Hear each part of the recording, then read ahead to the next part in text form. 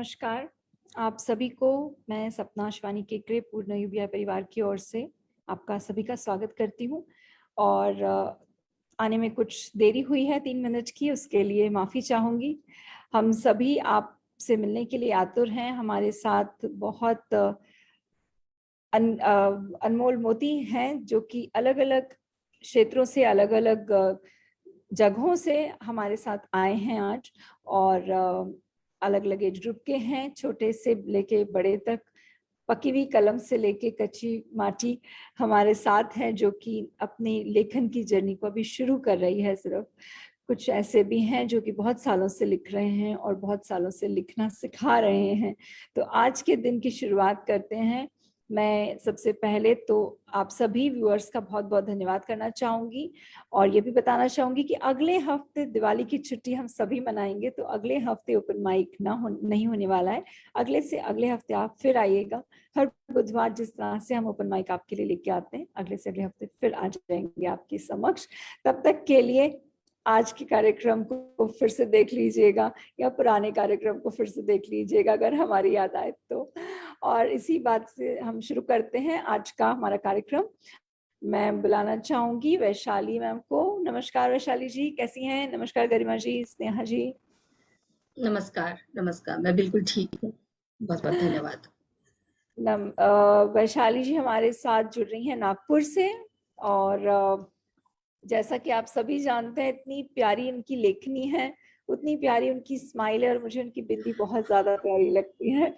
उनकी जो माथे की बिंदी है, उनका जो आभा है चेहरे की, उसको और भी ज्यादा बढ़ा देती है। बहुत प्यारी लगती है मुझे। मैं हमेशा कुछ मैम भी को ये बात कुछ भी बोलती हूँ। कुछ नहीं, भी। सच कह रही। और मैम को हम्म। हम जो है एज अ राइटर सभी यूबीआई वाले जानते हैं। वैशाली तांबे वफा के नाम से लिखती हैं। कई वर्षों से हिंदी और मराठी सिखा रही हैं, पढ़ा रही हैं कई स्कूल में। और उस मुझे लगता है 20 साल से ज्यादा हो चुके हैं वैशाली जी, जी 20-25 जी। वर्षों से ये पढ़ा ये ये लेखन। 26वां साल है। 26वां 26वां साल है। साल। अब सोचिए 25 साल से जो व्यक्ति खुद लेखन से जुड़ा है, जो लेखनी को लोगों की तराश रहा है, वो हमारे साथ है। तो ये इससे बड़ी सौभाग्य की बात हमारे लिए क्या होगी। और मैम का जो बैकग्राउंड है उसमें, मैम अभी अभी मुझे पता चला मैम जोधपुर में भी काफी समय बिता चुकी हैं, क्योंकि आर्मी से रिलेटेड है उनका बैकग्राउंड, और जो कि उनकी शख्सियत में बहुत बखूबी दिखता है। एक और चीज मैं बताना चाहूंगी सबको। यूबीआई एलएलपी का प्रोग्राम के बारे में आपने सभी ने सुना होगा, जहां हम अलग अलग भाषाएं सिखाते हैं। वहां पे हमारी कोटी मेंबर हैं, हिंदी और मराठी में हमारे साथ जुड़ी हुई हैं मैम। वैशाली मैम, आपका मंच है, आपको सौंपती हूँ और अब मैं बैठ के एंजॉय करती हूँ। बहुत बहुत धन्यवाद आप सभी का। वैशाली मैम, आपका तो खास धन्यवाद जो आज की बागडोर आप संभाल रही हैं।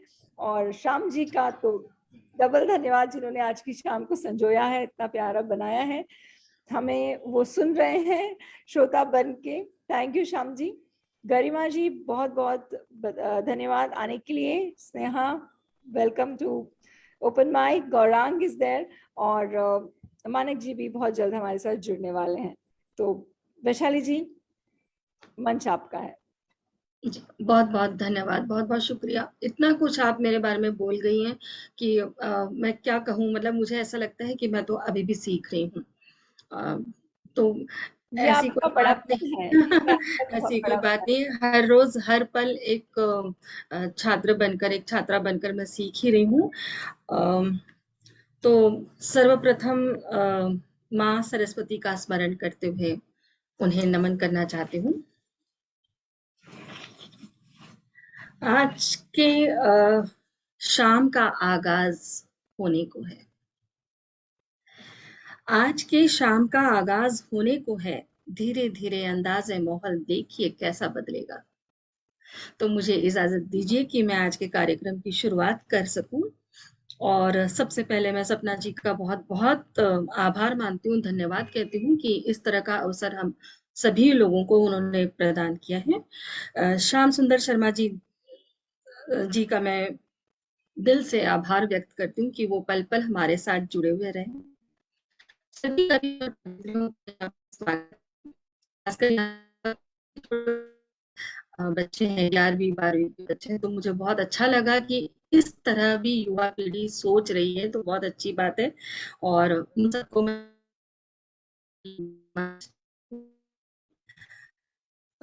सबसे महत्वपूर्ण हमारे अतिथि दर्शक श्रोता हो ही नहीं सकता, तो आप सब हम सब के साथ जुड़े हैं, हम सबका हौसला बढ़ाने के लिए आए हैं।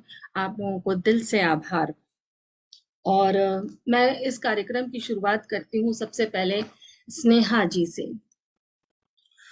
स्नेहा जी बहुत अच्छा लिखती हैं, और जैसे इनके नाम में स्नेह जुड़ा हुआ है, इनकी कविताओं में, इनके शब्दों में प्यार, वात्सल्य और सपनों की झिलमिल चुनर लहराती है। तो ये किस तरीके से हमें सबको हवाओं में, अपने सपनों में ले जाने वाली है, ये हम देखते हैं। तो आइए सपनों की दुनिया में चलते हैं स्नेहा जी के साथ।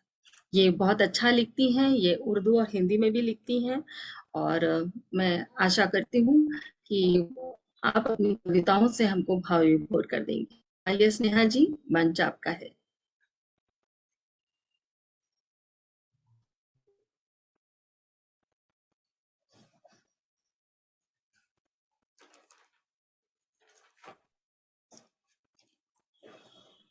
Yes, am I audible? हाँ जी, यस Yes. धन्यवाद वैशाली मैम। ये मैं फर्स्ट टाइम है जब मैं किसी लाइव प्रोग्राम में इस तरह प्रस्तुति दे रही हूँ। इसके पहले लिखा तो स्वागत। बहुत कुछ है, पर कहीं ऐसा लाइव प्रस्तुति नहीं दिया है। So this is the first time. और मैं स्वागत है, यूबीआई स्वागत माइक है। की बहुत बहुत आभारी हूँ कि आपके मंच से मुझे ये मौका मिला अपनी कुछ पंक्तियां प्रस्तुत करने का। तो मेरी आज की कविता का विषय है सपने और यादें। यादें और सपने एक ही सिक्के के दो पहलू हैं। सपने वो पल जो हम जीना चाहते हैं, जो मन की बकेट लिस्ट में ऐड होते जाते हैं, और यादें बीते हुए पलों के नाजुक बंध है, जो मन में कहीं एक डोर से बंधे होते हैं, जिन्हें हम चाहकर भी तोड़ नहीं सकते। जीवन पथ के हर मोड़ पर सपने और यादें दोनों हमेशा हमारे साथ होते हैं। सपने जीने की उम्मीद देते हैं, तो यादें आने वाले चुनौतियों का सामना करने की ताकत देती हैं। तो क्या बात आज की मेरी कविता है सपने और यादें। कभी मैं यादों में सपनों को जी लेती हूँ, कभी मैं यादों में सपनों को जी लेती हूँ, तो कभी सपनों में मेरी यादें खिल जाती हैं। बताऊं कैसे मैं यादों के रंग सावले, बताऊं कैसे मैं यादों के रंग सावले, रंगों की दुनिया के ये रंग निराले। यादों की बेलों पर, यादों की बेलों पर कभी सपनों की कलियां खिल जाती है, तो कभी सपनों के कमल पर यादों की नाव डोलती है। याद, याद मतलब क्या? कभी सुनहरी सूर्य किरणों से सजी सुबह हो जैसे, कभी सुनहरी सूर्य किरणों से सजी सुबह हो जैसे, कभी केसरी रंगों से सजी डूबती शाम हो जैसे, कभी केसरी रंगों से सजी डूबती शाम हो जैसे। सपने जैसे स्वच्छ आकाश भरा हो चांदनी से, स्वच्छ आकाश भरा हो चांदनी से, और फूल हर सिंगार के बिखरे हो आंगन में, जो समझाते हैं, चांदनी और हर सिंगार दोनों जो समझाते हैं, खिलकर बिखरना और बिखर कर खिलना फिर से है जीवन में। कभी निशब्द बंद किसी की यादों के, कभी निशब्द बंद किसी की यादों के सांसों में मिल जाते हैं, तो कभी सुखों के बोलते पल आंखों में खिल जाते हैं। सपने कभी मीठा सा कोई गीत बन सुर नया दे जाते हैं, तो मधुर हंसी बन होठों पर भी सज जाते हैं। कभी हंसते हुए कभी रूठते हुए यादों के धागों से मैं नित नए सपने बुन लेती हूँ। कभी हंसते हुए कभी रूठते हुए यादों के धागों से मैं नित नए सपने बुन लेती हूँ। कभी यादों में मैं सपनों को जी लेती हूँ, तो कभी सपनों में यादें खिल जाती हैं। सपने मेरे कभी सीधे कभी साधे, कभी बड़े कभी छोटे से, पास पास होकर भी कभी दूर जाने वाले, कभी दीपक की लौ से जगमगाते, जीवन की ऋतुओं को जोड़ने वाली कड़ी एक बन जाते हैं। और यादें जीवन के सागर में नदी होकर मिल जाती है और फिर लहरों के साथ किनारों पर आकर गले लग जाती है। यादें जैसे कभी कभी फिर लौट कर आती है, वैसे ही जीवन के सागर में ये यादें नदी होकर मिल जाती है और फिर लहरों के साथ किनारों के गले लग जाती है। कभी आंसू बन पलकों में समा जाती है, कभी आंसू बन पलकों में समा जाती है, तो कभी फूलों की खुशबू बन मधुबन को महका जाती है। मैं कभी यादों में सपनों को जी लेती हूँ, तो कभी सपनों में यादें खिल जाती है। सपना कभी कोई मुरझाता है तो यादों की हरियाली मन की धरती को सजा देती है। सपना कभी कोई मुरझाता है तो यादों की हरियाली मन की धरती को सजाती है। और कोई याद जब कभी पलकों से बरसती है, तो सपनों की पतंग बिन डोर उन यादों को आसमां में उड़ा ले जाती है। कोई याद जब कभी पलकों से बरसती है, तो सपनों की पतंग बिन डोर उन यादों को आसमां में उड़ा ले जाती है। सपने मेरे बिन छुए कुछ कह जाते हैं, मेरे कोरे मन पर अंकित कुछ कर जाते हैं। सपने मेरे बिन छुए कुछ कह जाते हैं, मेरे कोरे मन पर अंकित कुछ कर जाते हैं। सोच ना सकूं जो मैं वो अनसोचा समझा जाते हैं। सोच ना सकूं जो मैं वो अनसोचा समझा जाते हैं। महसूस किया जो मैंने वो स्पर्श यादों का था, और जो अंकित हुआ मेरे हृदय पटल पर वो अक्स सपनों का था। महसूस किया जो स्पर्श मैंने वो यादों का था, और जो अंकित हुआ मेरे हृदय पटल पर वो अक्स सपनों का था।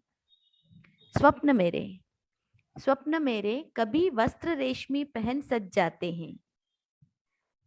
स्वप्न मेरे कभी वस्त्र रेशमी पहन सज जाते हैं, तो कभी मेरे सूती खादी वस्त्र का अभिमान बन जाते हैं।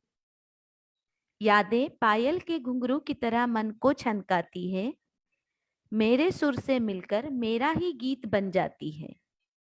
यादें पायल के घुंघरू की तरह मन को छनकाती है और मेरे सुर से मिलकर मेरा ही गीत बन जाती है। और उन गीतों में मुझे मैं मिल जाती हूँ।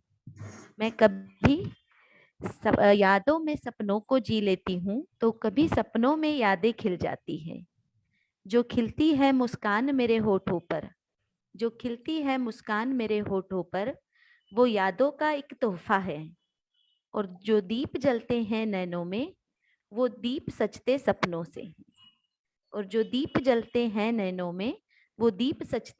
से हैं। धन्यवाद। वाह, बहुत खूब, बहुत खूब। बहुत ही अच्छी। मुझे ऐसा लगता है कि सारे जीवन के राज आपने इस कविता में उंडेल कर रख दिए। बहुत ही अच्छी लगी ये कविता। 2 पंक्तियां मैं आपके लिए कहना चाहूंगी। तुम आंख बंद कर ख्वाब देखते हो, तुम आंख बंद करके ख्वाब देखते हो, मैंने खुली आंखों से देखा है। और स्नेहा जी, गौरंग जी, गरिमा जी, सपना जी, तुम आंख बंद कर ख्वाब देखते हो, मैंने खुली आंखों से देखा है, और तुमसे मिलने की चाहत को लक्ष्य बनकर भेदा है। तुम आंख बंद कर ख्वाब देखते हो, मैंने खुली आंखों से देखा है, तुमसे मिलने की चाहत को लक्ष्य बनकर भेदा है। तो ऐसी पंक्तियां मेरे मन में लहर लहर कर उठ रही थी, जो मैंने आप लोगों के साथ साझा की है। बहुत अच्छा लगा। सपना जी, कैसे लगी इनकी कविता आपको? बहुत सुंदर, बहुत सुंदर, बहुत सुंदर। जो गुंथन थी वो दोनों मतलब यादें और सपने दोनों और को सपने, जिस तरह से हाँ, उन्होंने कूथा है एक साथ। क्या बात है, सच्ची में, बिल्कुल बहुत बिल्कुल, सुंदर। बहुत सुंदर, बहुत सुंदर। धन्यवाद। तो धन्यवाद यस स्नेहा जी, बहुत यस। खूब, बहुत अच्छी लगी। तो ये हमारी थी पहली पेशकश। अब मैं चाहती हूँ कि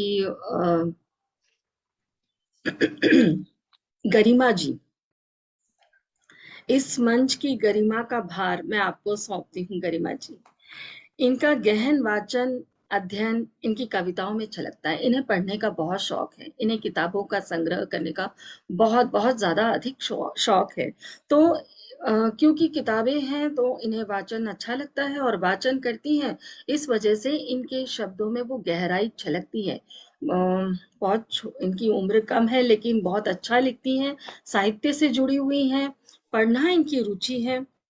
और मैं चाहती हूँ कि इस मंच की गरिमा का भार आपको सौंपूं। गरिमा जी, आइए भिगो दीजिए अपनी भावनाओं के सागर में हम सबको। आइए।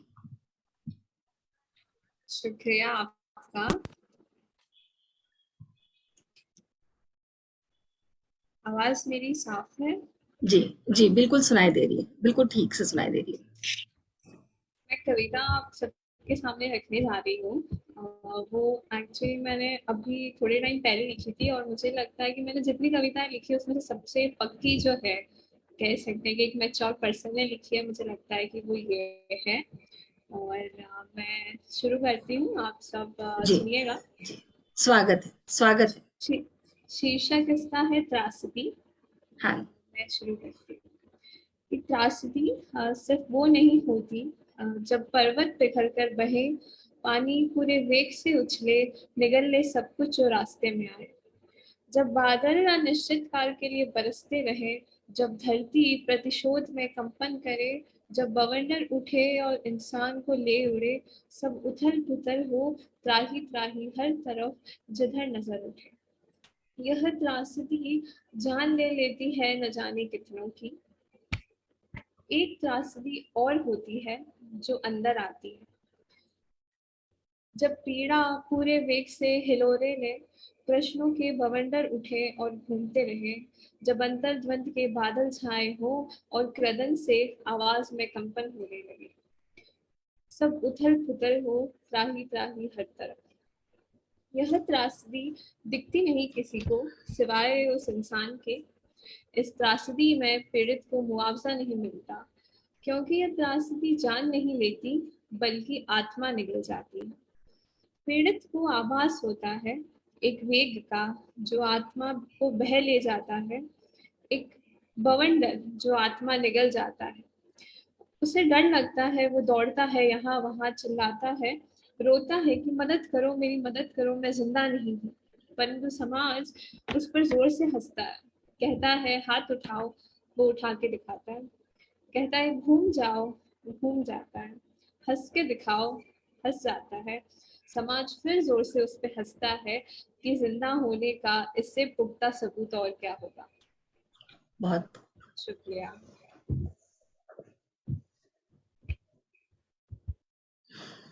क्या बात। बहुत सुंदर। मतलब मुझे तो ऐसा लग रहा है कि जैसे आपकी इन शब्दों में जो पीड़ा थी वो शब्द मौन कर गए। घबराहट सी हो रही है, एकदम से तकलीफ सी हो रही है कि जिंदगी गुजारनी होगी उस व्यक्ति के बिना, सबसे अधिक तकलीफ देह सजा है ये तो। और वो पुकारता रहता है और वो मदद नहीं पहुंचती। वाकई में बहुत बड़ी त्रासदी है, बहुत बड़ी पीड़ा है। तो मैं चाहती हूँ आप अगली अपनी कविता भी पेश करें। मेरी जो अगली कविता है वो इसी रस की है, आप कह सकते हैं, लेकिन मैं इसे कोई शीर्षक नहीं दे पाई, तो मैं बिना शीर्षक के इसे पढ़ना चाहूंगी।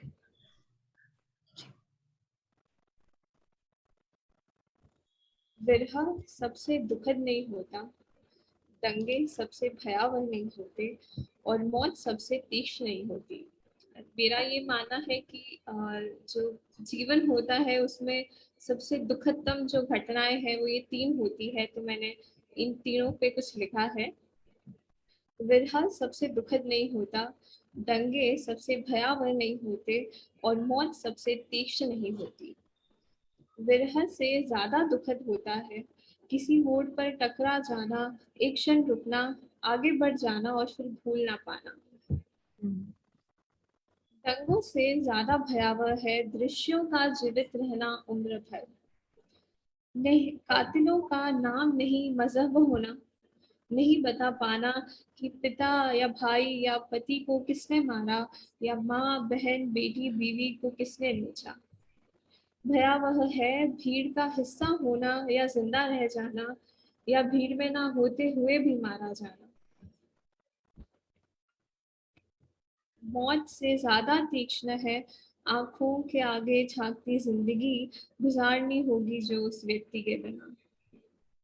विरह सबसे दुखद नहीं होता, दंगे सबसे भयावह नहीं होते, और मौत सबसे ज्यादा तीक्ष्ण नहीं होती। शुक्रिया। बहुत बेहद खूब, मार्मिक, बहुत खूब, बेहद बेहद मार्मिक। खूबसूरत, गरिमा, बहुत खूबसूरत। मैं पूछना चाह रही हूँ तुम्हारी एज क्या है? 21। 21। जी। कब से लिख रही इसलिए हो? एक्चुअली मैं 6th स्टैंडर्ड से लिख रही हूँ, बट मैं बहुत इंट्रोवर्ट काइंड की रही हूँ हमेशा से, तो मैंने किसी को बताया नहीं कि मैं लिखती हूँ। ये मेरा दूसरा ओपन माइक है, इससे पहले मैं एक और कर चुकी हूँ। तो ये 8-9 साल से लिखने के बाद अब मैं अपनी जो कविता है वो बाहर लाने लगी हूँ, दिखाने लगी हूँ, पढ़ने लगी हूँ। बहुत बहुत कुछ दर्द, और मुझे नहीं पता कहाँ से आया, कैसे आया, आजू बाजू क्या देखा। कुछ तो होगा जो आसपास होता है, जो हमारे जो हम देखते सुनते आए, चाहे वो न्यूज़पेपर में हो, कोई कोई भी बात होती है, कोई एक वाकया होता है जो मन पे बहुत गहरा असर छोड़ जाता है, छाप छोड़ जाता है। मेरी बेटी खुद जो है वो 21 सालों की है, तो बेटी जैसी मुझे वो लगा कि छोटी सी तो है, पर कितनी छोटी होगी। इसने उम्र इसीलिए पूरी मैंने शुरू में यही कहा कि उम्र बहुत कम है। कम मैं है। यही कहना चाह रही थी कि इतनी कम उम्र में वो उन्होंने इतना कुछ सोच लिया, और ये जैसे अभी थोड़ी देर पहले इन्होंने कहा कि ये अंतर्मुखी है, तो इसीलिए वो भड़ास जो अंदर है, मुझे ऐसा लगता है यूबीआई मंच ऐसा है, यहाँ पर आकर अपनी सारी दिल की बातें मन की रख बात कह सकती हो। सकते हैं, बिल्कुल। बिल्कुल स्वागत है आपके सारे शब्दों का, और आप हमसे जुड़े रहिएगा। आपको लिखते लगेगा कि रहिए। हाँ, हाँ, लिखते हाँ, रहिए, और जो लिखते लिखा रहिए। है वो लोगों तक पहुंचाइए जरूर, क्योंकि क्या होता है ना, अच्छा लेखन बड़ा मुश्किल मिलता है, और जो भावनाएं हैं वो यदि हम किसी के साथ शेयर कर लें, चाहे अपने पन्नों पे ही हमने शेयर की, लेकिन वो पन्ने भी छुपे रहते हैं जब तक, तो कई बार हम उसे उसे शेयर करना मैं नहीं मानती आजकल, क्योंकि जब तक आप दूसरों के साथ उसको शेयर करोगे तभी आपको समझ में आएगा कि दूसरे के अंदर कितनी पीड़ा है, और वो बात करके, कहते हैं ना, बात तो की होती, कम से कम बात तो करो। बात तो तो की ये होती, बहुत खूब। पन्ने के जरिए, लेखन के जरिए हम बात तो करें कम से कम, और UBI is there always for whoever wants to write। जो नए आए हैं उनका मुझे तो लग रहा है कि मैंने जिस फीलिंग के साथ इस पोएम को लिखा था, एक्चुअली वो अब जाके हल्का हुआ है मन मेरा। इतने टाइम से मुझे लगता है मैं वो अपने साथ लेके बैठी थी, क्योंकि पेपर्स पे लिखना सिर्फ इतना एक्सप्रेस करना नहीं होता जितना हम इंसान से बात करने पर हल्के होते हैं। बिल्कुल सही, तो बिल्कुल सही, बिल्कुल सही। तो आपका स्वागत है, और बेटा आप आते रहिएगा, आप हमसे जुड़े रहिएगा, और यहाँ आपको बहुत कुछ सीखने को मिलेगा, बहुत कुछ समझने को मिलेगा, और आपकी भावनाओं को समझने वाले भी यहाँ पर हैं, सपना जी जैसे वरिष्ठ कवि हमारे साथ है, तो आपको यहाँ पे बखूबी समझा जाएगा। तो आपका स्वागत है। बहुत सारे लोग ऐसे मिलेंगे जिनसे तुम अपना एक अलग ही दिल का रिश्ता बना लोगी, तुम्हें पता भी नहीं चलेगा। मेरा तो, पता भी नहीं हाँ, चलेगा। मैं आज की तारीख में इतने सारे लोगों से जुड़ी हूँ, बहुत सारे लोगों से हम मिले भी नहीं हैं, लेकिन एक अलग रिश्ता बन जाता है। ये लेखनी का जो कमाल है, लेखनी का जो रिश्ता है वो एक अलग गजब रिश्ता होता है, तो उसे बिल्कुल, बनाए बिल्कुल। रखो, और लिखना नहीं छोड़ना, चाहे कुछ भी हो जाए। बहुत सशक्त है तुम्हारी लेखनी, बहुत कलम में बहुत ताकत है तुम्हारी, उसे बिल्कुल थोड़ा और पॉलिश करते आप रहो लोगों और का भी शेयर करते शुक्रिया रहो। मुझे ये मंच देने के लिए कि मैं अपनी बात कह सकी, सबके सामने रख सकी। नहीं नहीं, स्वागत है बेटा। बहुत खूब, आपने इस मंच की गरिमा का पद संभाला है, और इसके बाद अब मैं चाहूंगी कि मुझे गौरांग जी को गौरांग, बुलाऊं। हाँ हाँ, गौरांग। गौरांग जी को बुलाऊं, और गौरांग धूत हमारे पास मध्य प्रदेश से जुड़े हुए हैं, देवास से जुड़े हुए हैं, और ये मात्र 12वीं कक्षा में पढ़ते हैं। तो ये तो और भी छोटे हैं। तो इनको ये महामारी से संबंधित कुछ कहना चाहते हैं। तो सुनते हैं गौरांग जी। इनकी कविताएं बड़ी मार्मिक होती हैं। इनको मैंने पहले भी एक दो बार पढ़ा है, तो इनकी कविताओं में बहुत दर्द और बहुत पीड़ा इनकी कविताओं में भी मुझे ऐसे पढ़ने में आई है। तो मैं चाहती हूँ कि आप आइए और अपनी कविता साझा कीजिए हम सबके साथ में, अपनी भावनाओं को हमारे सामने रखिए। तो आइए गौरांग जी। सभी को जय श्री कृष्णा और सादर प्रणाम। मैं जय श्री कन्नौज कृष्ण। से गौरांग धूत। मैं सिर्फ क्लास 12th में हूँ और पिछले 2 साल से मैं कविता लिखना शुरू करी है। लेकिन आज की जो मेरी कविता है वो अभी चलते माहौल, मतलब जो आजकल लड़कियों के साथ, गर्ल्स के साथ, बड़ी बड़ी लेडीजों के साथ जो जो अपराध होते जा रहे हैं घिनौने, उसके ऊपर मैंने ये कविता लिखी थी। आज से कुछ 2-3 महीने पहले जब वो छोटी बच्ची का मामला। गौरांग तुम म्यूट पे चले गए हो। उस टाइम पे मैंने एक कविता लिखी थी। तो कविता के कुछ लाइन ऐसी है, मेरी कलम यूं ही नहीं चलती, मेरी कलम यूं ही नहीं चलती, कुछ खास मौका और पीड़ा दर्द मौकों पर ही कविता दिल से निकलती है। लड़की शब्द नहीं परिभाषा है, लड़की शब्द नहीं परिभाषा है, हर माँ बाप की आशा है। लड़की बेटी माँ बहू होती है, हर घर की रौनक होती है। लड़की बेटी माँ बहू होती है, हर घर की रौनक होती है। इसके बिना है घर सूना, इसके बिना है घर सूना, फिर भी इसे सहना पड़ता है दुख दुगना, इसे फिर भी सहना पड़ता है दुख दुगना। जिस पिता ने इसे छोटे से बड़ा किया, जिस पिता ने इसे छोटे से बड़ा किया, जब जाती है वो उससे दूर, जब सुनते हैं अखबार में बेटियों की खबर, जब सुनते हैं अखबार में बेटियों की खबर, उस वक्त उस वक्त हर बाप और परिवार का मन हो जाता है चूर, उस वक्त हर परिवार का मन हो जाता है चूर। एक समय था जब बेटी का करते थे बहिष्कार, एक समय था जब बेटी का करते थे बहिष्कार, और आज वही बेटी कर रही है समाज में बड़े बड़े चमत्कार, आज वही बेटी कर रही है समाज में बड़े बड़े चमत्कार। जब जब घर पर मुसीबत आई, जब जब घर पर मुसीबत आई, पराई होकर उसने जिम्मेदारी निभाई, पराई होकर उसने जिम्मेदारी निभाई। हर वक्त में दिया उसने परिवार का साथ, हर वक्त में उसने दिया परिवार का साथ, कभी नहीं करी अपने दुख की बात, कभी नहीं करी अपने दुख की बात। जिस दिन से गई है वो दूसरे के घर, जिस दिन से गई है वो दूसरे के घर, उसने एक बात ठानी है, उसने एक बात ठानी है, कैसा भी समय आ जाए मेरा, कैसा भी समय आ जाए मेरा, पर कभी पिता की नाक नहीं कटानी है, कभी पिता की नाक नहीं कटानी है।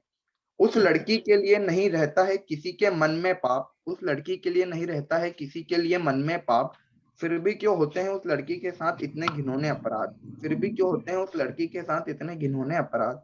वो सीधी है, सरल है, सहनशीलता की मूरत है, वो सीधी है, सरल है, सहनशीलता की मूरत है, पर दुनिया भूल जाती है वो काली है, कल्याणी है और दुर्गा का रूप है। बस इतना सा है मेरा निवेदन। मैं आखिरी में बस आप सबसे इतना ही कहना चाहूंगा, बस इतना सा है मेरा निवेदन, करो उनका समर्थन, वरना भूलो मत जो बेलन पकड़ सकती है, वरना भूलो मत जो बेलन पकड़ सकती है वह तलवार भी पकड़ सकती है, जो बेलन पकड़ सकती है वह तलवार भी पकड़ सकती है। मत समझना इनको कमजोर, मत समझना इनको कमजोर, वो है एक बहन है, बेटी है और आई है, वो एक बहन है, बेटी और आई है, और आने वाले भविष्य की वो लक्ष्मीबाई है। Thank you. क्या बात, क्या बात, बहुत खूब, बहुत खूब। मुझे इस बात की प्रसन्नता है, इस बात की खुशी है कि आप जैसे जिनकी उम्र इतनी कम है, अगर ये सब सोच रहे हैं तो आने वाले दिनों में हमारी स्थितियों में सुधार जरूर होगा, जरूर जरूर होगा। और वाकई में दिल को छू गया आपके शब्द, क्योंकि मैं भी बेटी हूँ और मेरी भी बेटी है, तो मैं ये समझ सकती हूँ माता पिता क्या सोचते हैं, उन पर कैसे बीतता है जब अच्छा समय बुरा समय हर समय कैसे अंकित हो जाता है हृदय पर, मैं समझ सकती हूँ। और आपने बहुत अच्छे से उस बात को रखा है।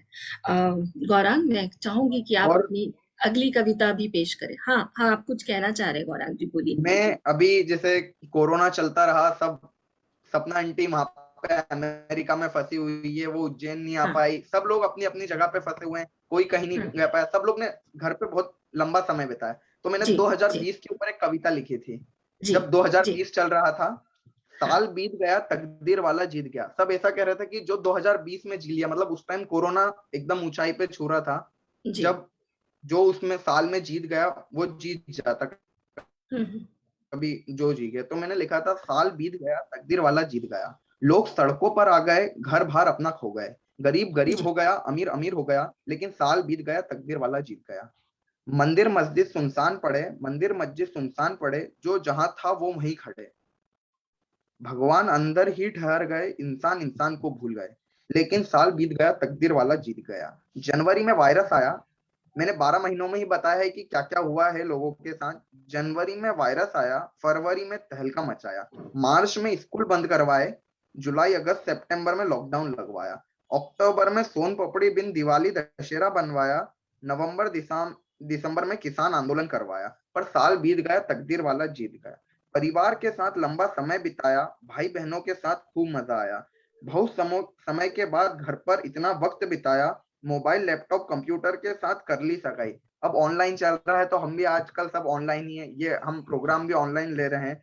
तो आजकल लोग अपने घर वालों से ज्यादा इसमें मोबाइल पे ध्यान दे रहे थे, तो मोबाइल लैपटॉप कंप्यूटर के साथ कर ली सगाई। इस बीच भारत और चीन की हो गई थी लड़ाई, पर साल बीत गया तकदीर वाला जीत गया। कोरोना काल ने कुछ बातें जरूर सिखाई, इंसान को इंसान की अहमियत बताई। जब सब लोग इधर से उधर दौड़ रहे थे, ना पैसा काम आया ना कुछ काम आया, सिर्फ इंसान को इंसान की ही जरूरत पड़ी। कोरोना काल ने कुछ बातें जरूर सिखाई, इंसान को इंसान की अहमियत बताई, इंसान को जीना सिखाया, वक्त ने अपना नया रूप बताया। कोरोना ने लोगों को डराया नहीं सिखाया है, रुपयों के मूल से ज्यादा जिंदगी का मूल बताया है। हम बहुत खुशनसीब हैं, हम सब बहुत खुशनसीब हैं, क्योंकि समय बीत गया और तकदीर वाला जीत गया। Thank you. वाह, बहुत खूब। समय बीत गया और तकदीर वाला जीत गया।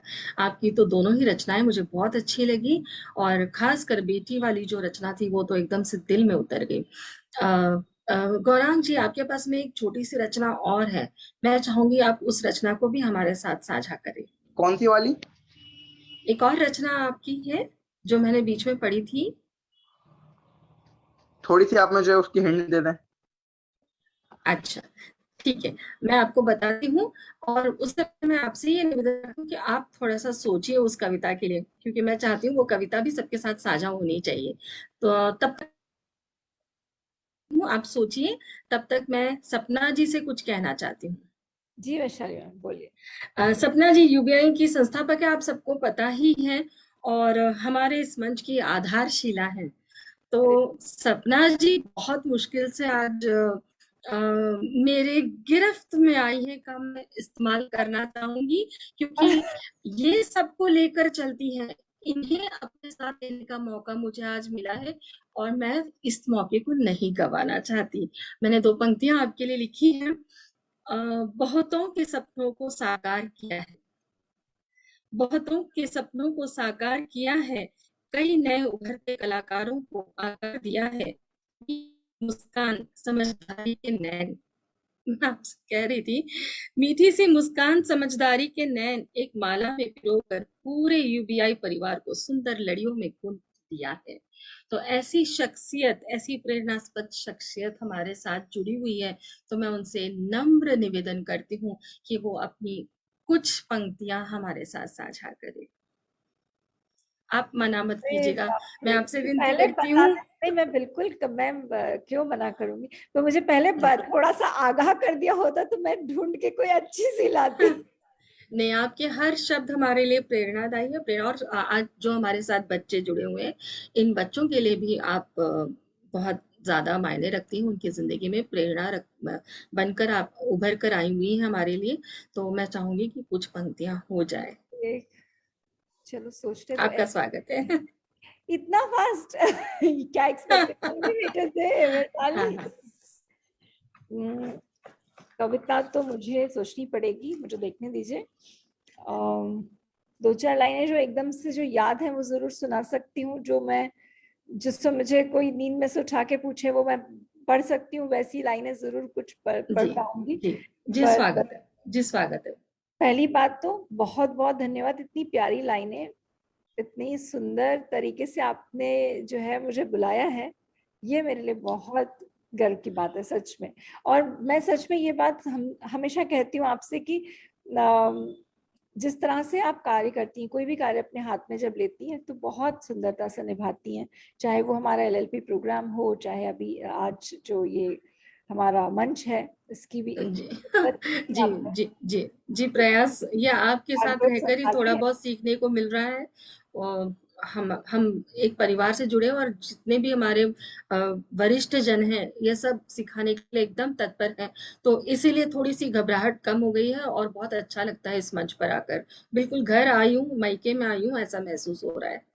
बढ़िया है, बस मायका ही है और मायका बना के रखिए उससे। और मायका और ससुराल मैं तो एक मानती हूँ, मेरे तो वैसे भी मायका और ससुराल जो है वो एक ही है, क्योंकि उज्जैन में ही पली बड़ी और उज्जैन में मेरी शादी हो गई।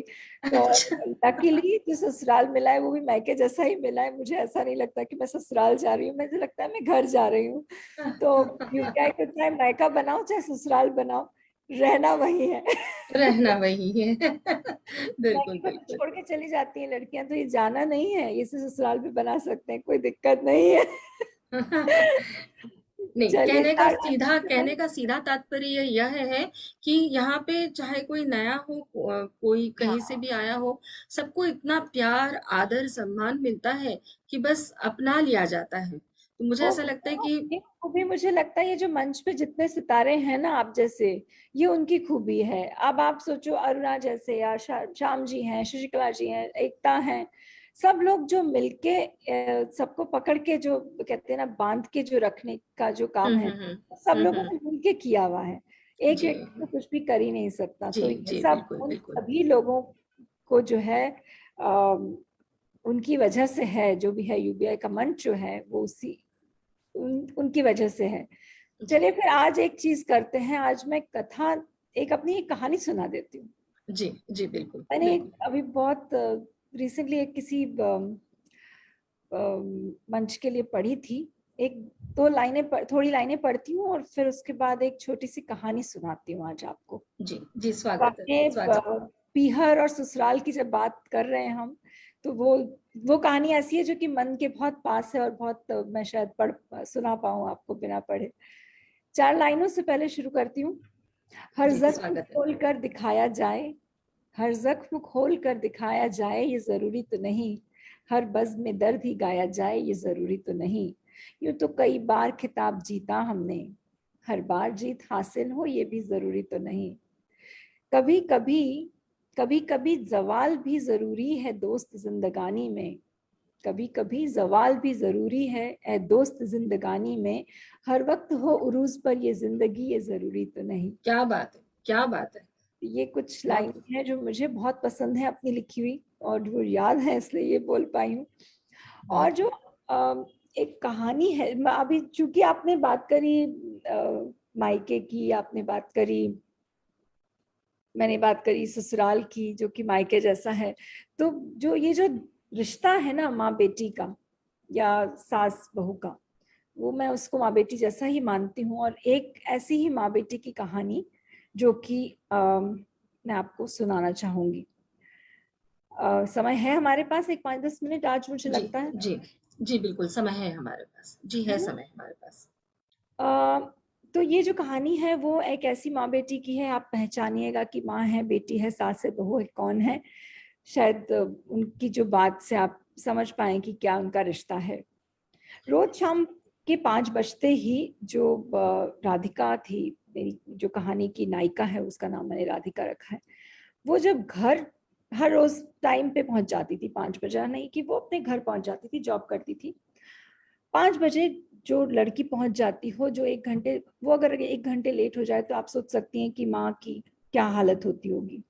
तो जब वो 1 घंटे लेट हो गई तो जो सुधा थी, उनकी मदर इन लॉ या माँ कहना चाहिए, तो वो जब पहुंची नहीं घर, तो सुधा के मन में न जाने कैसे कैसे ख्याल आने लगे।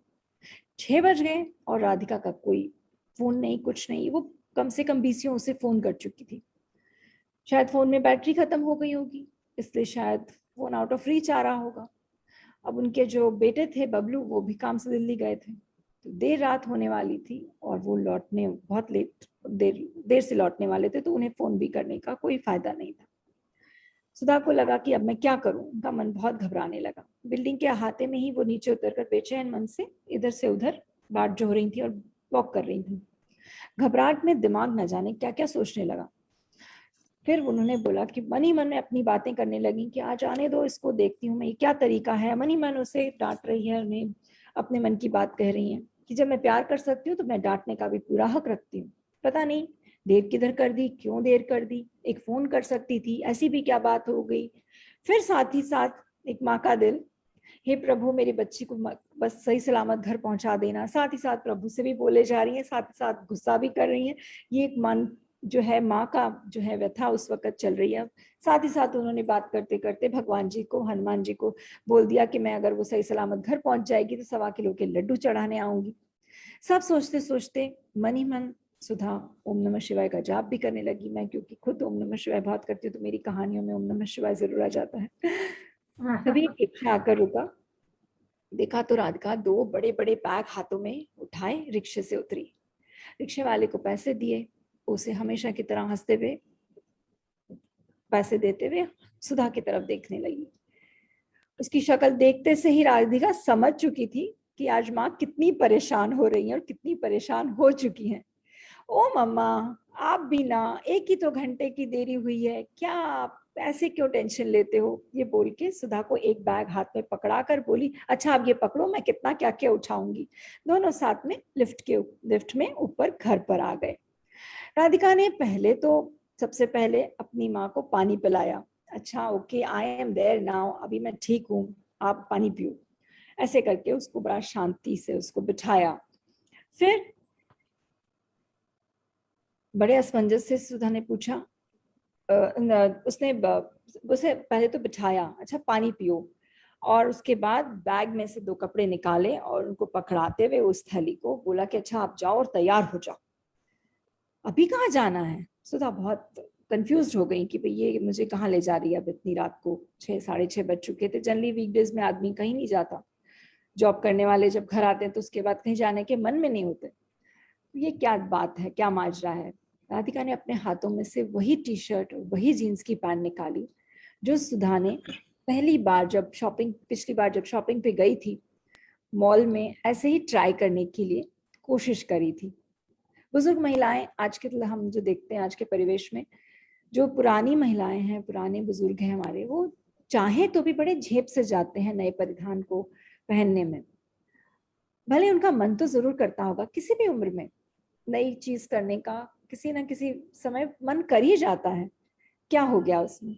और उन्होंने बड़ी शर्म से चुपचाप अकेले में उसे ट्राई भी किया था। तो राधिका ने शायद उन्हें देख लिया। राधिका ने उसी ड्रेस को उनके हाथ में थमाते हुए बोला कि आपके बने हुए टिफिन तो मैं रोज खाती हूँ, तो आप क्या मेरी एक लाई हुई जीन्स नहीं पहन सकती क्या माँ। आप पर बहुत जच रही थी इसलिए मैंने तभी लेंथ की फिटिंग के लिए दे दी। अब आप जल्दी से तैयार हो जाइए, हम डिनर के लिए बाहर जाएंगे। कहती डिनर के लिए क्या बाहर जाएंगे, अभी तो बबलू नहीं आया है, बबलू तो बहुत लेट आएगा, अकेले कैसे जाएंगे। इतने में उसे पीछे से पकड़ते हुए, सुधा को पीछे से पकड़ते हुए बबलू बोला, yes my wife is always right माँ, जल्दी तैयार हो जाइए। कहते हुए उसने अपनी माँ को बाहों में भर लिया। माँ की आंखों में आंसू थे। शैतान कहीं के, तुम दोनों की मिली भगत थी, ये कहकर सुधा ने अपनी आंखों के आंसू पोंछे और तैयार होने चल दी। अब आप समझ जाइए ये कैसी माँ और कैसी बेटी हो सकती है, या माँ बेटी है भी या नहीं, या सास बहू है भी या नहीं। ये होते हैं रिश्ते, रिश्ते बनाने से बनते हैं। तो कहीं भी रहें, चाहे आपकी सास हो, चाहे आपकी माँ हो, चाहे आपकी बहू हो, चाहे आपकी बेटी हो, मन से रिश्ते निभाएं तो वो रिश्ते में मिठास अलग ही आ जाएगी। मैंने ये जो मुझे याद थी मैंने वैसे वो कहानी पढ़ दी है अभी। जो वो लिखित को जब आप पढ़ते हैं तो अलग पढ़ते हैं, तो उसके लिए मुझे माफ करिएगा। मुझे एकदम कहानी एकदम याद थी वो, क्योंकि आपने जब मायके की बात करी तो वो कहानी, और अभी कुछ समय पहले ही कहीं सुनाई थी तो थोड़ी याद भी थी। नहीं, बहुत खूब, बहुत खूब, बहुत ही सीधे साधे सरल शब्दों में आपने अपनी भावनाओं को व्यक्त किया है, और वो वाकई में क्योंकि इतनी सीधी और इतनी सरल, ये सीधा दिल में उतर गई। और वाकई में ये रिश्ते बनाने से बनते हैं। ये आप पर निर्भर करता है कि आप किस रिश्ते को किस तरीके से निभाना चाहती बिल्कुल, हर है ना? रिश्ते की एक जो है सबसे बड़ी बात है प्यार। प्यार। अगर प्यार से अ, आप कोई भी रिश्ता बनाएंगे, वो रिश्ता हाँ, हमेशा चलेगा, और उस रिश्ते को जी, अगर आप प्यार से निभाएंगे तो वो रिश्ता कहीं जी, भाग कर नहीं जाएगा। जी, बिल्कुल, बिल्कुल सही कहा आपने। मैं भी जैसे प्यार से गुहार लगाऊंगी कि मुझे वैशाली की भी कविताएं सुननी है। बहुत खूब, हाँ, बहुत खूब। ये शब्दों में जो जादू आपके है ना, वाकई में किस तरीके से बांध के रखते हैं। अब ये मैं थोड़ा थोड़ा आपसे जानने लग गई हूँ। आ, खैर, बिल्कुल मैं अपनी रचना तो जरूर सुनाऊंगी। और जो हमारी मुझे इच्छा बहुत थी वो आपने एक दूसरे को रिक्वेस्ट करके पूरी कर दी, हमें कहने की भी जरूरत नहीं पड़ी। हम सब मन की भावनाओं को समझ लेते हैं, कभी कभी लगता है ऐसा। हाँ, क्योंकि बच्चों की हाँ। भावनाएं तो वैसे ही बड़े समझ ही जाते हैं, तो इसलिए गरिमा की बात हमने सुन ली शायद। और मुझे लेकिन और आज जो मुझे सुन रहे हैं और आगे आने वाले जितने भी होस्ट हैं, इस तरह से मत पकड़ो, पहले तैयार करने दो। ऐसे मैं बहुत क्या सुना दूंगी आके। नहीं, नहीं, नहीं। आज के आपकी कहानी के लिए तो मैं बिल्कुल ऐसे कहना चाहूँगी कि आई वाक़ई होप में आई एक तरह होप की आई जस्टिस टू इट, पता नहीं, नहीं, नहीं। एक एक तरह की ये सीख थी आने वाली पीढ़ियों के लिए, और एक तरह की एक बात ऐसी थी कि वाक़ई में इससे सीखा जा सकता है। क्योंकि हम लोग कैसे सीखते हैं? हम लोग पढ़कर सीखते हैं। कुछ चीज़ें महसूस कर सकते हैं, लेकिन कई बार नहीं पता चलता है कि हम सही महसूस कर रहे हैं या गलत महसूस कर रहे हैं। जाने-अनजाने हमारे मुँह से बहुत सी चीज़ें निकल जाती हैं। लेकिन जाने-अनजाने में भी आपके जो मुँह से निकला है कि नहीं, रिश्ता कैसा होना चाहिए, तो ये कोई भी सुनेगा तो वाक़ई में बात दिल में उतर जाएगी कि रिश्ते तो निभाने पर ही निभ सकते हैं। बिल्कुल, रिश्ते और बहुत निभाना क्यों? करीब हैं। रिश्ते रिश्ते ऐसे होने चाहिए कि बस एकदम हाँ, मिल पारदर्शी। जाए, हाँ पारदर्शी बिल्कुल। होंगे। मैंने कहा ना, जब प्यार से होंगे रिश्ते, जब प्रेम से बंधे होंगे, तो उसे निभाने की हाँ, जरूरत नहीं उसे पड़ती। किसी भी तो चीज़ की अपने ज़रूरत नहीं। आप चलते हैं और अपने आप सबको साथ लेके चलाते हैं। बिल्कुल, बिल्कुल। बिल्कुल गौरांग, डिस्टर्ब करो, आ जाओ, कहाँ हो? गौरांग का मैसेज आया है कि मैं डिस्टर्ब करना हाँ, चाहूंगा, अब आप वीडियो पे आ जाओ। मैं ऐसा बोल रहा हूँ कि मेरा कल इकोनॉमिक्स का पेपर है। अरे वाह, तो तुम कुछ सुनाना चाह रहे हो तो सुना के फिर हम तुम्हें बाय बाय कर देंगे। वही इसके लिए मैं वही आंटी से पूछना चाहता हूँ कि मैंने अभी रिसेंटली तीन पोयम लिखी थी। एक तनाव के ऊपर लिखी थी, एक समस्याओं के हुँ, ऊपर लिखी थी, और एक बेटी के हुँ। ऊपर ही लिखी। तो आंटी कौन से सुनना चाह रही है? आप क्या सुनाना चाहोगे? आपने बेटी की सुना दी और महामारी वाली सुना दी। तो फिर अब मेरे पास तो यही टॉपिक है कि आजकल जो सबसे ज्यादा चल रहा है कोरोना, और सबसे बड़ी महामारी बनते जा रही है जो धीरे धीरे, वो है हुँ। तनाव। इंसान को जो तनाव बढ़ते जा रहा है। हाँ, हाँ, हाँ। आपकी मुझे तुम्हारा ऐसा लगता है वीडियो ये वाली चला गया है गौरांग, गौरांग, क्या? मैंने आप तुम्हारा वीडियो ऑफ है अभी फिर से। अरे मैं क्या, वो मैंने जो पोयम लिख रखी है वो गैलरी में, तो मैं गैलरी पे जाऊंगा ना तो कोई वीडियो बात ऑफ। नहीं, काम अच्छा, करो, कोई बात नहीं। मैम को पढ़ने का मन है, मेरा भी पढ़ने का मन है। तुम यूपीआई पे पोस्ट कर देना, अभी तुम जाके अपनी इकोनॉमिक्स की तैयारी भी कर सकते हो, कोई प्रॉब्लम नहीं। ठीक है, थैंक यू। नो ठीक है। प्रॉब्लम। आपको बहुत-बहुत शुभकामनाएँ गौरांग, बहुत आपकी परीक्षा अच्छी हो, और आगे की ज़िंदगी के लिए भी मैं आपको बहुत सारा आशीर्वाद, प्यार, स्नेह थैंक यू। यूपीआई टीम की ओर से देना चाहती हूँ, और आपको फिर से एक बार धन्यवाद कहना चाहती हूँ। थैंक यू, सादर प्रणाम। चलिए, आइ बहुत बहुत आइए। बहुत बेस्ट ऑफ लक। अच्छे से पढ़ाई करो जाके और अच्छे से मार्क्स लेके आओ। ओके, जी, बिल्कुल। Bye, bye. Bye bye. ये वैशाली जी, हम तो अब हाँ जी। आते हैं आपको सुनने के लिए, और मुझे लगता है कि मयंक भाई कहीं अटक गए हैं कुछ काम में या कुछ ट्रैफिक में, पहुंचे नहीं हैं अभी तक। अगर आ गए तो हम उन्हें भी सुन पाएंगे, कोशिश जी। कर रहे हैं वो पहुंचने की। हाँ, मैं एक बार उनसे ज़रूर संपर्क करना चाहूँगी, और उससे पहले मैं हाँ, अपनी उससे पहले आप अ, सुनाइए, तब तक हम आपकी कविताएं सुनना चाहते हैं।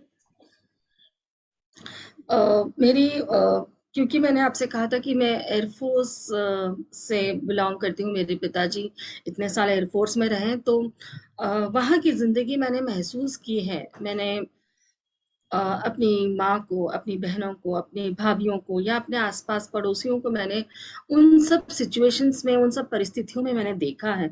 उन्हीं चीज़ों को मैं अपने शब्दों में लाई हूँ। हालाँकि ये कविता मैं आपको सुनाना चाहती हूँ क्योंकि मेरी सबसे पसंदीदा कविता है। और मैं फौजी की पत्नी नहीं हूँ, लेकिन फिर भी ये सब चीज़ें महसूस कर पाई और मैं आप लोगों के सामने रखना चाहती हूँ। कविता मेरी, उसका शीर्षक है लालटेन। तो उस लालटेन की रोशनी देखिए किस तरीके से काम कर जाती है।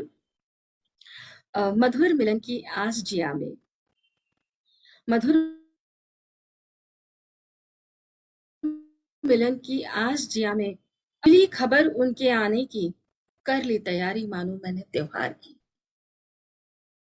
मधुर मिलन की आस जिया में, अबूझ सी देखो प्यास हिया में, मिली खबर उनके आने की, कर ली तैयारी मानो मैंने त्योहार की। घर आंगन सजाकर फूलों से कर दिया रोशन मैंने अपना तन मन। घर आंगन सजाकर फूलों से कर दिया रोशन मैंने अपना तन मन। पुलकित हो उठा, झूम उठा मेरा मन, जैसे आ गया हो सावन। कभी प्यार को और रोशन किया था तुमने, लालटेन को तोहफे में देकर। कभी हमारे प्यार को और रोशन किया था तुमने, लालटेन को तोहफे में देकर। कहा था मुझसे, जब भी घबराओ तो इसकी रोशनी में बैठना अपनी आंखों को मूंद कर।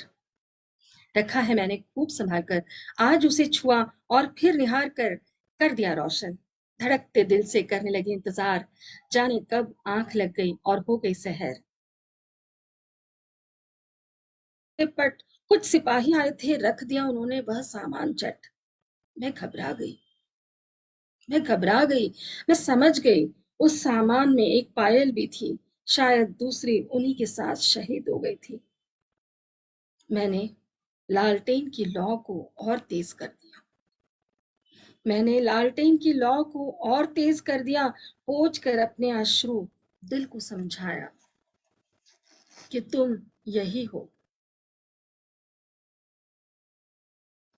इसी लालटेन की लौ में हो।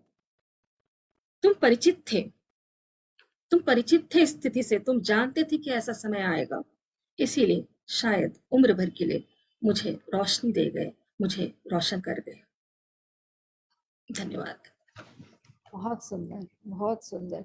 एक फौजी बीवी ना होते हुए आपने इतने अच्छे से उसकी जो वाइफ की मन की भाव आप उकेर पाई हैं, बहुत बड़ी बात है। इतना आसान नहीं होता, इतना आसान नहीं होता। एकदम से ये शब्दों को जब मैंने चाहा आप लोगों से साझा करूं तो एकदम से अपनी सहेलियों की, अपनी भाभीयों की वो सब कहानी एकदम आंखों के सामने आ गई और इसीलिए थोड़ी सी भावनाएं आंखों में भी उतर आई।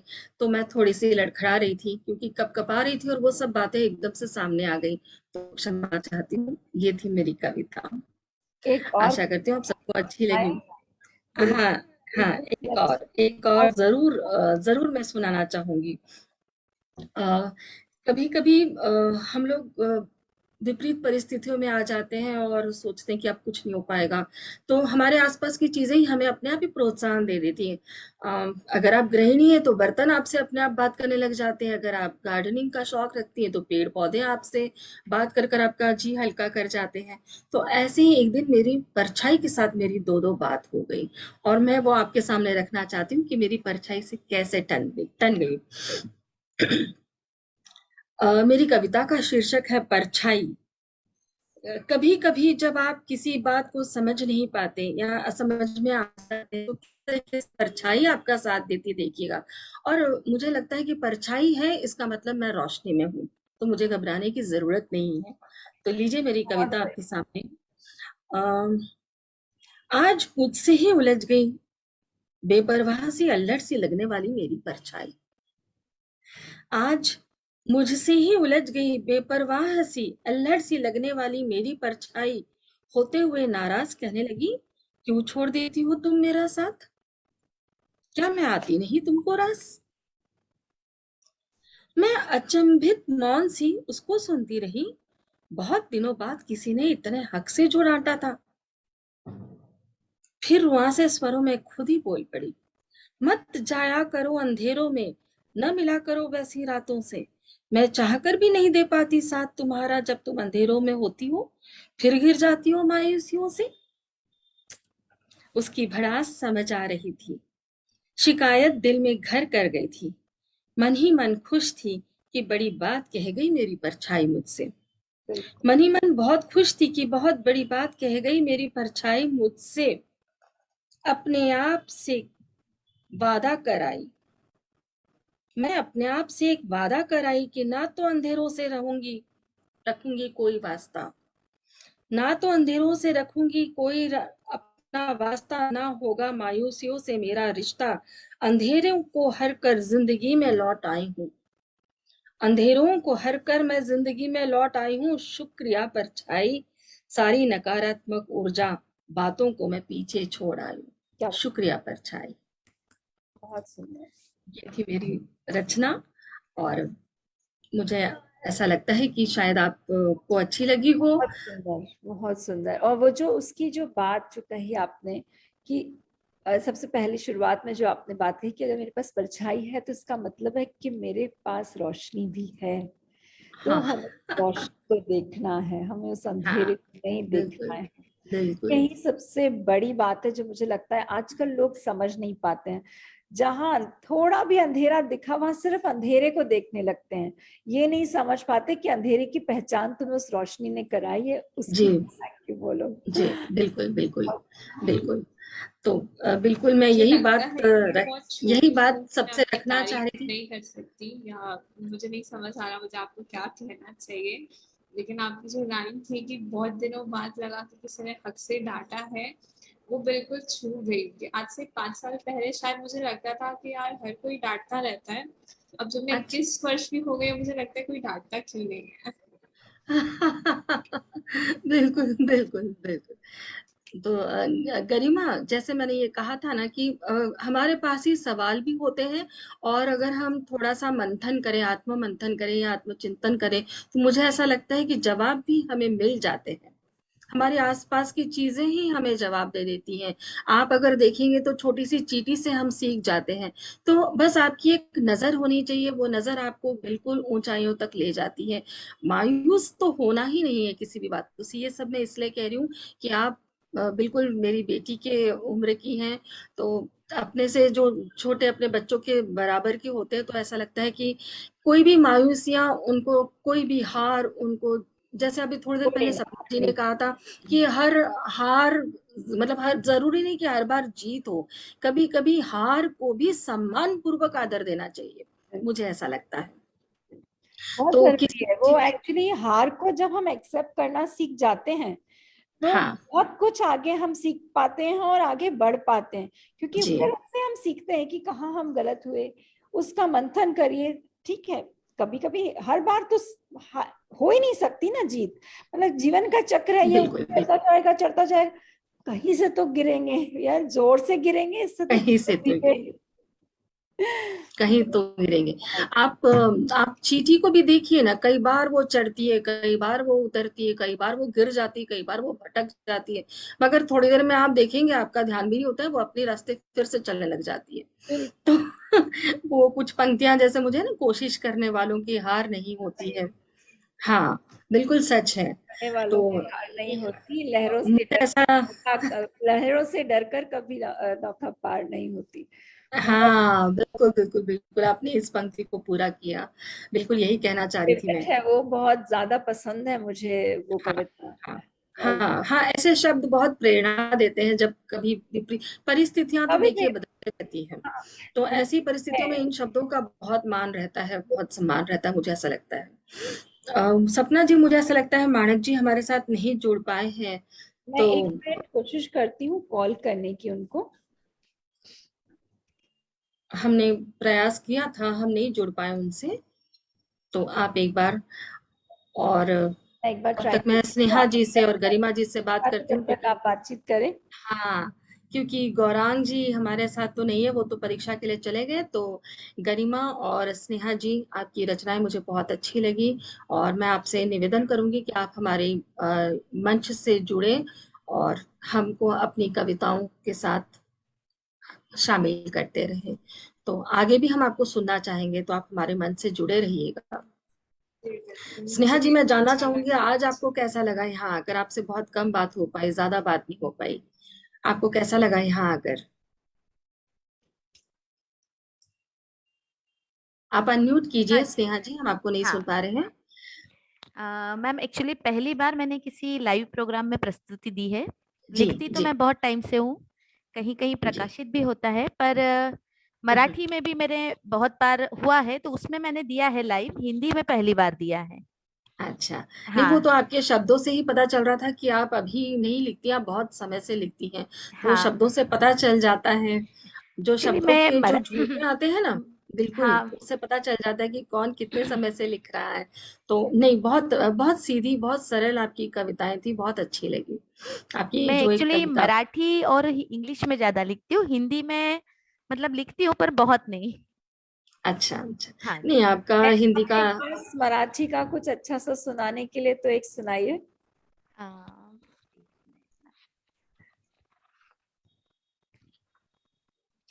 एक्चुअली मैम, मराठी में भी एक था हम लोगों का भाव दर्पण करके, तो उस हाँ पे हम लोगों ने मतलब उसमें लिखना था, ऐसे ही जी। लाइव मराठी में बोलना था, हम्म। कविता का ही था। तो उसके लिए मैंने किया था, तो एक छोटा सा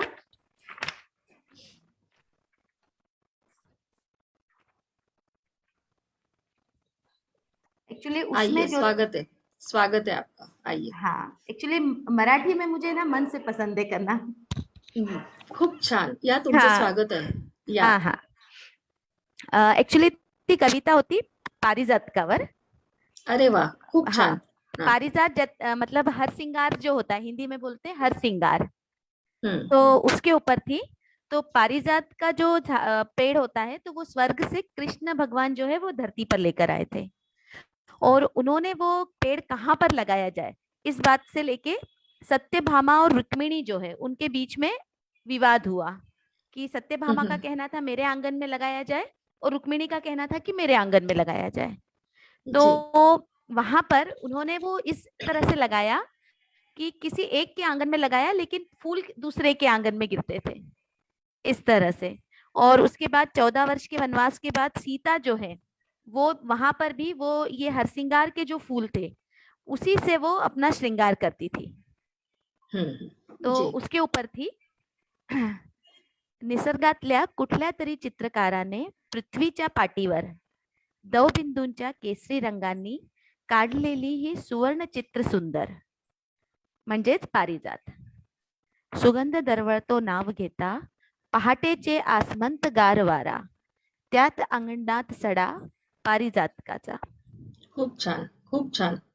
कुठेतरी माझ्या मनाला जोडलेला, अल्पायुषी होऊन अखंड सुगंध देणारा. एक्चुअली हरसिंगार के फूल बहुत जल्दी मुरझा जाते हैं, हम्म। तो इसलिए अल्पायुषी, कुठेतरी माझ्या मनाला जोडलेला, अल्पायुषी होऊन अखंड सुगंध देणारा.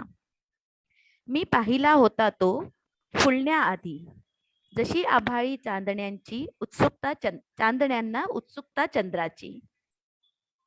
पारिजातकाचे सौंदर्य अनोखे, नाजूक केसरी देठ त्या शुभ्र भरजरी पाकळ्यांना. सोनाळ झुपके घेऊन मनात डोलतो उमलताना. सूर्यकिरणांच्या स्पर्शाआधी तो अभिमानाने बहरतो, तर कवळ्या उन्हाच्या स्पर्शाने हरखून जातो. खूप छान, मस्त. पारिजात हा शिकवणी जातो, किती वेळ हे जगणे, त्यापेक्षा कसे हे जगणे असावे ते मोलाचे. जपून ठेवावे क्षण हासरे या जीवनाचे, मनातले सल टाकूनी आयुष्य हे जगून पहा, लहान असले तरी जीवन रस अनुभवून घ्या. खूप छान, खूप छान, बहुत ही खूबसूरत। इन्होंने जो कविता अभी हर सिंगार के फूलों पर कही है, इसका एक पंक्ति में मैं ये बताना चाहूंगी कि वो ये कह रही कि इन फूलों की उम्र बहुत कम होती है, लेकिन उस कम उम्र में भी वो कितना कुछ कर जाते हैं, अपनी महक से, अपने सौंदर्य से सजा जाते हैं। तो ये बहुत प्यारी बात इन्होंने कही और ये कविता बहुत ही उत्कृष्ट स्तर की थी, बहुत ही अच्छी लगी।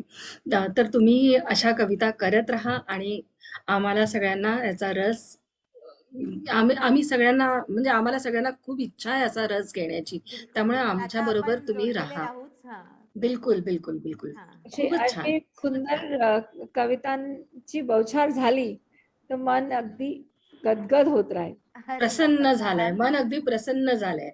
हाँ. मैं तो महसूस कर पा रही हूँ इस शाम में उसकी जो सौंधी सौंधी जो खुशबू है, मैं उसको महसूस कर पा रही हूँ. खूप छान, खूपच छान वाटलं. Thank you. चल.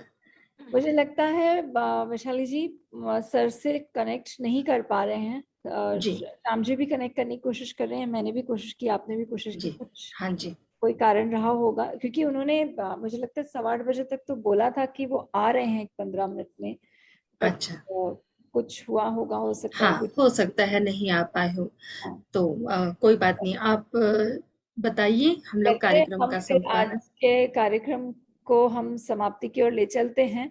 आप सभी का जी. बहुत बहुत धन्यवाद. सबसे पहले तो वैशाली मैम, आपका बहुत धन्यवाद. इतने सुंदर तरह से आपने संचालन किया है पूरे कार्यक्रम का. और धन्यवाद. धन्यवाद. अभी अभी आज आपकी जो आपने जो मेरे साथ जो मतलब मुझे याद दिला दिया कि अगले कार्यक्रम के लिए मैं अपनी कविताएं साइड में रख के जरूर बैठूंगी. हाँ, बिल्कुल बिल्कुल बिल्कुल बिल्कुल. क्योंकि रटी भी नहीं होती. तो बट हाँ, थैंक यू सो मच याद रखने के लिए कि मैं भी कुछ सुनाऊं अपना. ये बहुत अच्छा लगा मुझे भी. नहीं, ऐसा हो ही नहीं सकता है कि आप हमारे साथ हो और हम आपको नहीं सुने, ये तो हो ही नहीं सकता है. नहीं, आज थोड़ा समय भी था हमारे हाथ में तो मैंने भी मौके पे चौका लगा दिया. 4 लाइनें सुनाने की जगह पूरी कहानी सुना दी. नहीं, बहुत मौके मुझे का पूरी पूरी फायदा उम्मीद है इस उठाया. कहानी से बहुतों ने बहुत कुछ सीखा होगा. कहीं ना कहीं किसी न किसी कोने में इस कहानी ने अपना घर बना लिया होगा. मुझे पूरी आशा है इस बात से. तो पता नहीं क्यों मैंने स्नेहा जी, क्यों गरिमा, सही कह रही हूँ मैं? बिल्कुल सही. जी बिल्कुल बिल्कुल. चलिए ये एक आगे सीख बढ़ते थी. हैं. सीख. और आज जब सबकी कविताएं इतनी सुंदर और इतनी कुछ तो इतनी मार्मिक कविताएं थी कि मन छलक गया, आंखें छलक गई. और इतने छोटे छोटे बच्चों को जब मैं देखती हूँ, ये जब लिखते हैं और इतना गहरा लिखते हैं, इतनी जी. गहरे भावनाओं को इतने अच्छे से उकेर लेते हैं. आई रियली फील ब्लेस्ड कि हम मतलब इन लोगों के साथ हैं. तो इनसे हम भी कुछ सीख पा रहे हैं और हमें भी प्रोत्साहन मिलता है कि जब इतने छोटे बच्चे इतना अच्छा लिख रहे हैं तो कुछ अपनी कलम को थोड़ा और धार दिया जाए और कुछ अच्छा लिखा जाए. बिल्कुल, साहित्य की जो बागडोर है ना सपना जी, बिल्कुल सही हाथों में है. साहित्य की जो बागडोर है बिल्कुल सही हाथों में है और हम लोग बिल्कुल निश्चिंत है कि आगे हम सबको अच्छा ही पढ़ने के लिए मिलेगा और अच्छा ही सुनने को मिलेगा. बिल्कुल बिल्कुल. Thank you so much once again, Garima. Keep it up, keep writing and stay connected. Sneha जी, आपका भी बहुत बहुत शुक्रिया. गौरांग जो हमें यहाँ पे नहीं सुन पा रहे हैं अभी, लेकिन बाद में शायद सुनेंगे. Thank you so much for giving your time in spite of having your exam next day. Thank you so much. And yes, मोट सर, आपको हम मिस करे हैं. अगली बार आपको सुनने की पूरी कोशिश रहेगी. आप अगली बार जरूर ज्वाइन करिए हमारे साथ. बहुत धन्यवाद. और श्याम जी, आपका बहुत बहुत धन्यवाद. इसी तरह से मोती चुन चुन के लेके आइए, यूबीआई के मंच को और सुंदर से सजाइए. बहुत बहुत धन्यवाद आपका भी. सभी दर्शकों का और सभी श्रोताओं का भी बहुत बहुत धन्यवाद कि हमसे सब लोग जुड़े रहे. हम लोग को मैं बल्कि बस उन तक ही आ रही थी. मैं बल्कि बताना चाह रही हूँ, शशिकला मैम हमारे साथ हैं, श्याम सुंदर जी तो हैं ही, रजनी जी हैं, और हमारे साथ बहुत सारे लोग अभी तक जुड़े रहे. 50 से ज्यादा कमेंट्स ऑलरेडी हैं हमारे. 150 से ज्यादा लोगों ने ऑलरेडी देख लिया है. तो जो लोग अभी नहीं देख पाए हैं वो बाद में आके देखेंगे. तो उनको बहुत बहुत धन्यवाद कि उन्होंने समय निकाला और लाइव सेशन के साथ हमारे साथ जुड़े रहे. इसी तरह से जुड़े रहिए. आप अपने कार्यक्रम, आप जब भी अगले कार्यक्रम में हम आएंगे तो हमें प्रोत्साहित करने के लिए आप जरूर आते रहिए. बहुत बहुत धन्यवाद एक बार फिर से. गुड नाइट सभी को. आने वाले त्योहार की सबको शुभकामनाएं. दिवाली की सभी को शुभकामनाएं और दिवाली का शुभकामनाएं. आपको भी सभी को शुभकामनाएं. बिल्कुल। अगले हफ्ते दिवाली की छुट्टी मनाने वाले हैं हम, तो अगले हफ्ते हम बुधवार को नहीं आने वाले हैं, लेकिन हाँ उसके बाद वाले हफ्ते पे फिर आएंगे हर बुधवार, जिस तरह से आते रहे हैं, ओपन माइक की महफिल सजाते रहेंगे। इसी नोट पे शब खैर, good night, bye bye, tata from UBR Facebook live.